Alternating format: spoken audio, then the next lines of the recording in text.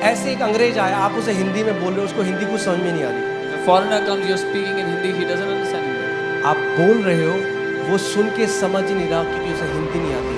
मगर जब हिंदी की टेक्स्ट में जाएगा और पढ़ेगा ओ आ क ख ग घ, जब जो लिखा हुआ है वो अंदर जाने लग जाएगा तो सुनना समझ में आने लग जाएगा। आपका विश्वास का जीवन कैसा होगा ये इस बात पे निर्भर करता है कि आपकी नींवें कितनी मजबूत हैं। How your faith journey will be, how your faith walk will be, depends totally on how strong your foundations are. Okay हम लोग जब घर बनाते हैं हम ज्यादा ध्यान किस पे देते हैं? When we build our Interiors. houses, what do we pay attention on? On the interiors. हाँ, सोफा ऐसा कलर का होना The चाहिए, sofa should look like this. Paint ऐसा होना चाहिए। The paint should be like that. मगर अगर एक अच्छे आर्किटेक्ट को आपने बुलाया, वो if you- जानता है सोफा तो ठीक है मगर सोफा का भार उठाएगा आपका But घर। if you consult a good architect, he will say the sofa is good, but can it take your weight? यानी जो हम इंटीरियर में क्या आता है, जो दिखता है, हाँ, बिल्डिंग बाहर से हमारा घर कैसा दिख रहा है, फसाड कैसा है, बाहर से कैसा दिख रहा है, वो दिखता है। मगर जो दिखता है वो उसके ऊपर टिका है जो नहीं दिखता। So the interior and the exterior will only talk about what it looks like, what you can feel or you can see when you look at a building. But what is external depends totally on what is internal, which is not visible. So majority लोग उस पर ध्यान लगाते हैं जो दिखता है, परमेश्वर उस पर ध्यान लगाता है जो नहीं दिखता। Majority people are paying attention on what is visible, but God is looking at, He is concerned about that which is not visible. और अगर जो नहीं दिखता यानी कि नींवें, अगर उस पे आपने ध्यान लगाया तो जो दिखता है सुंदर वो अडिग रहेगा, उसको कोई गिरा नहीं पाएगा।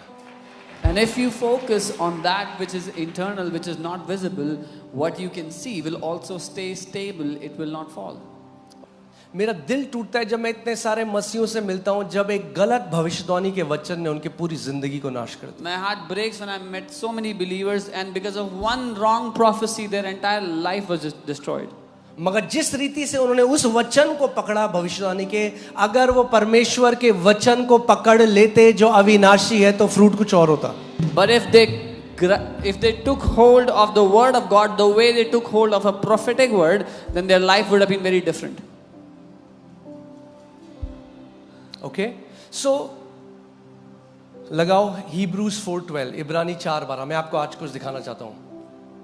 बोलो, मैं एक आत्मा हूं, मेरे पास प्राण है और मैं एक शरीर में रहता हूं। आप जो हो ना, जो आप हो, आपका स्वभाव, आपका व्यक्तित्व, आपका चरित्र, आपका उठना बैठना, आपका बर्ताव, वो सब आपका सोल है, आपका शरीर नहीं है, सोल है। Your nature, your personality, your behavior, all of that is your soul. अगर आज की भाषा में कहूं तो सॉफ्टवेयर है आपका, Or in today's language, your software. वो सॉफ्टवेयर है आपका। बॉडी आपका हार्डवेयर है। Body is your hardware.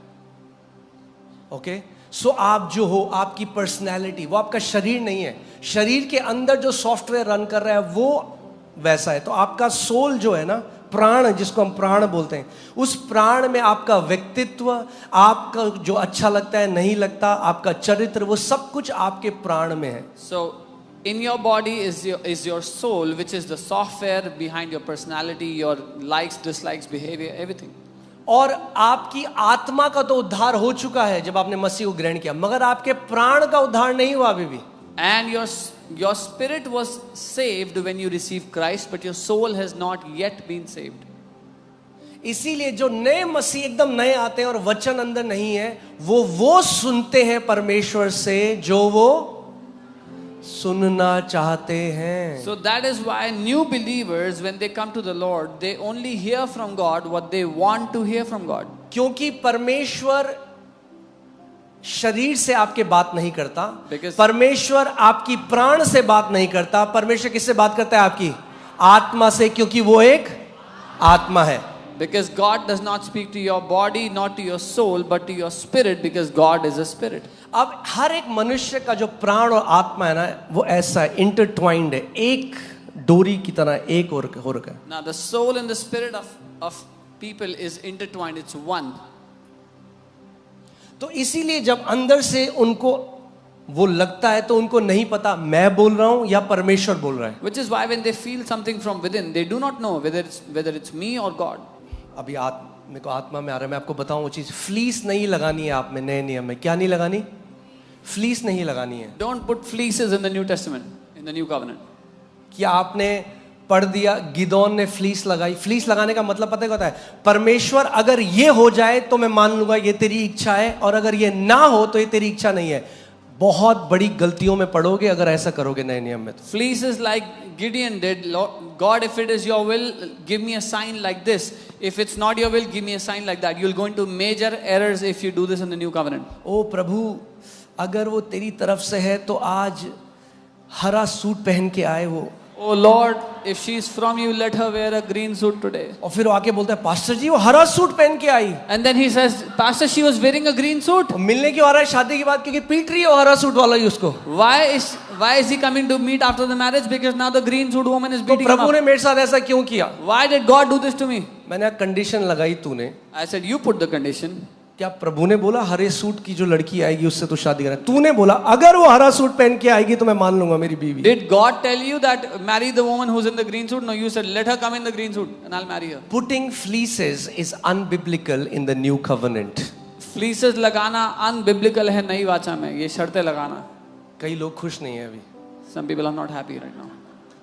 सबको शॉर्टकट चाहिए ना. Everybody wants a shortcut. कौन बैठे अपने प्रार्थना के कमरे में और परमेश्वर से सच में पूछे कि प्रभु तू क्या चाहता है? तो मैं बोल देता हूँ.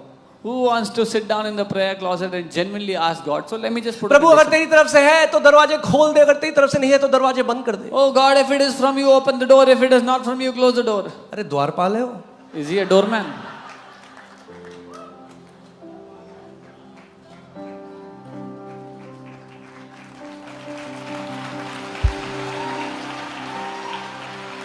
बैठो उसकी उपस्थिति में. Sit in his presence. अगर कोई शादी जैसा डिसीजन हरा नीला पीला में कर ली शादी.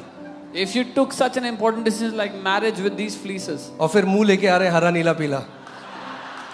And then come with your face with the same colors you put fleeces on. पड़ोसी को बोलो फ्लीस नहीं लगाना. Tell your neighbor don't put fleeces. अच्छा अब क्वेश्चन आता है कि अगर फ्लीस नहीं लगाना तो हम क्या करें? Then the question comes, if we don't put fleeces, what do we do? इसलिए नहीं लगाना. गिदोन ने क्यों लगाई पुराने नियम में? आपको क्यों नहीं लगानी? गिदोन ने इससे लगाई कि उसे सहायक पवित्र आत्मा नहीं दिया गया था. आपको नए नियम में एक शिक्षक, एक सहायक, एक मार्गदर्शक दिया गया है. Why did Gideon put a fleece and you should not in the new covenant? Is because he was not given a helper, but you have been given a helper, a guide, a comforter in the new covenant, the Holy Spirit. Okay? Many people have destroyed their life with a fleece. बहुत से लोगों ने जिंदगी नाश कर ली है fleece के चक्कर में. Okay? चलिए वापस आते हैं. Let's come back. तो क्योंकि परमेश्वर का वचन जीवित और प्रबल और हर एक दो धारी तलवार से भी बहुत चोखा है. और मैंने आपको पिछले संडे भी बताया था दो धारी तलवार से चोखा क्या होता है? सर्जरी का चाकू. हाँ, मैंने आपको बताया था डॉक्टर ऐसे नहीं काटता शरीर को, वो छूता है केवल और स्किन कटती जाती है. A surgery knife is sharper than a two-edged sword. The doctor just touches the skin and it cuts open. मगर सर्जरी नाइफ की भी एक लिमिट है, वो बहुत अंदर नहीं जा सकता. मगर वचन कह रहा है कि जो वचन है ना, देखो क्या करता है, और प्राण और आत्मा को और गांठ गांठ और गूदा को अलग करता है. क्या करता है वचन? आपकी प्राण और आत्मा को क्या करता है? अलग करता है. अब मैं आपको एक बना के दिखाता हूं. मेरी ड्राइंग तो इतनी अच्छी नहीं है बट फिर भी. But what the word does is it separates your soul and your spirit, even the joints and the marrow. आप समझ लो, ठीक है? अच्छा एक दूसरा कलर कर देते हैं कि आप समझो. ये आपकी आत्मा है, यीशु के लहू से धुली हुई, एकदम परफेक्ट. ठीक है? ये सफेद आपका प्राण है और ये दोनों एक है. तो जब आवाज यहां से जब आता है ना, तो आपको पता नहीं चलता कि ये मेरी आत्मा से आया है या ये मेरे प्राण से आया है। मगर परमेश्वर का वचन कह रहा है, When a voice comes, you're not able to discern whether it's from my spirit or the soul. But the परमेश्वर word, का वचन कह रहा है कि परमेश्वर का जो वचन है ना, वो दो धारी तलवार की तरह है, the word जो of God, इसके बीच में जाकर इसको अलग कर देता है। the word of God, like a two-edged sword, goes in and separates the two. यानी जैसा वचन आपके अंदर चला जाता है, आत्मा और प्राण अलग अलग होता जाता है। So as the word of God goes deep in you, the soul and the spirit are separated. और तब जब पवित्र आत्मा आपकी आत्मा को गवाही देता है, आपको इंस्टेंटली पता चलता है ये पवित्र परमेश्वर से आ रहा है, ये मेरे मन की आवाज है, ये परमेश्वर की आवाज है। कैसे आप अब डिफरेंशिएट कर पा रहे हो? क्योंकि अब वचन आपके अंदर है। Then when you hear a voice, you are easily able to differentiate this is from God and this is from my soul, because now the word is in you.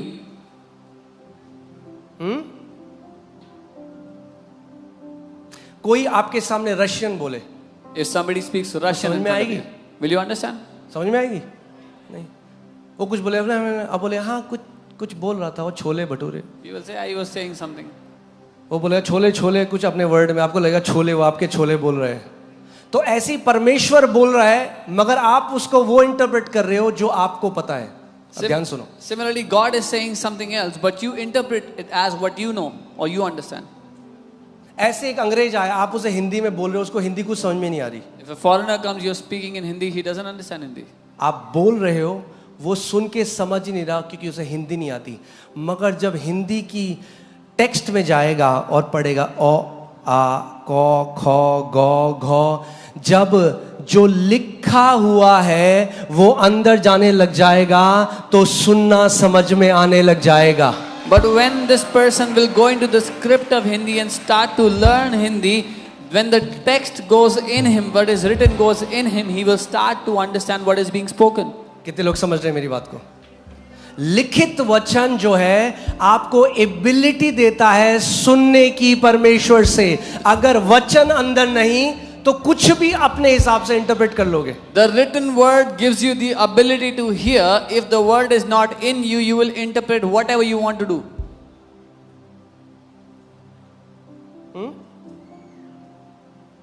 आप एक दर्शन हो सकता है, जेन्युइन दर्शन परमेश्वर ने आपको दिया, genuine Darshan, It could be a मगर आप genuine उसका vision. बहुत बैड इंटरप्रिटेशन लेकर बाहर आए। It could be a genuine vision that God has given you, but you will take a very wrong interpretation out of it. मैं आपको अपने जीवन से बताता हूँ ये कैसे हुआ। I'll tell you from my life what मुझे happened. बहुत एक्सट्रीम वो जो मेंटल वो जो नर्व डिसऑर्डर था उसका दर्द होता था, I used to have very extreme nerve disorder pain. और मैंने एक दर्शन देखा, मैं उपवास प्रार्थना कर रहा था, मैंने दर्शन में देखा कि पवित्र आत्मा ने मुझे फोकस किया कि यीशु मसीह क्रूस में है और वो जो कांटों का ताज है वो उसके साइड से आंख के बगल से वो कांटा निकल के उसकी आंख को छूता हुआ बाहर आ रहा है। And I saw in a vision that Jesus was on the cross and the thorn on his head was piercing his eye. जैसे ही coming मैं out. उस दर्शन को देख रहा हूँ, मेरे मन से क्या आवाज आई? तेरा दर्द कुछ भी नहीं है यीशु के आगे। When I saw that vision, my heart said, "Your pain is nothing compared to Jesus." सही बात है कि नहीं है? हाँ। अभी आगे भी सुनो। But here, तो ये किसने बोला? Who said मुझे this? क्या लगा कि ये किसने बोला? what did I पवित्र आत्मा ने। think? I thought Holy Spirit is saying कि this. क्या तू दर्द कर रहा है? देख यीशु का दर्द कितना है तेरे सामने, तेरा दर्द कुछ भी नहीं है। What are you talking about pain? Look at the pain of Jesus. Your pain is nothing before his. मैंने हाँ जी मेरा दर्द तो कुछ भी नहीं। I said, yeah, my pain is nothing, Lord. एक साल के बाद After 1 year, मैं बैठा हुआ था, I was sitting. अचानक पवित्र आत्मा ने मुझसे बोला, बेटा Suddenly the Holy Spirit said, तूने son, पूरा मिस इंटरप्रेट किया वो दर्शन जो मैंने तुझे दिया था। son, you completely misinterpreted the vision that I gave you.